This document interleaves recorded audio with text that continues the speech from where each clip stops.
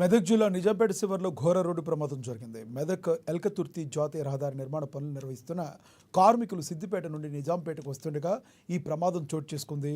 మూల మలుపు వద్ద అతివేగంగా వచ్చిన మినీ లారీ అదుపు తప్పి బోల్తా పడింది. ఈ ప్రమాదంలో కర్ణాటక రాష్ట్రంకు చెందిన చిన్నప్ప తిప్పన్న అనే కార్మికుడు అక్కడికక్కడే మృతి చెందాడు. మరో 7 కార్మికులు తీవ్ర గాయాలు కాగా వెంటనే స్పందించి 108 సిబ్బంది ఘటనా స్థలానికి చేరుకుని క్షతగాత్రులను సిద్దిపేట ఏరియా ఆసుపత్రికి తరలించి చికిత్స అందిస్తున్నారు. మృతుడు కర్ణాటక రాష్ట్రానికి చెందిన వాడిగా గుర్తించారు. సమాధానం చెప్పండి, ఎంతమంది చెప్పాలి? ఈరోజు టెన్షన్ వాడు ఉంటే వాడు వచ్చి అల్లు ఉందా ఇల్లు ఉందని ప్రతి ఒక్కడు ఒక్కొక్క మాట మనకు.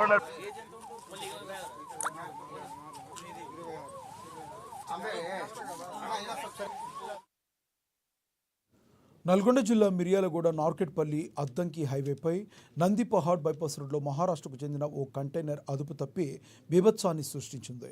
బైక్తో పాటుగా మరో 4 వాహనాలను ఢీకొట్టి రోడ్డు పక్కకు దూసుకు వెళ్లింది.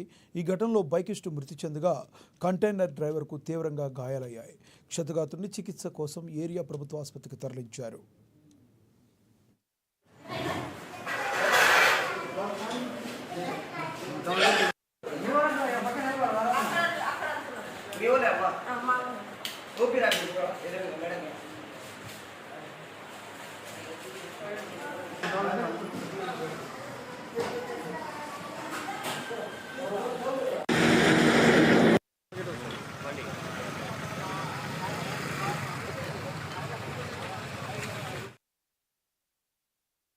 నిజామాబాద్ రూరల్ పరిధిలో గల కొత్తపేట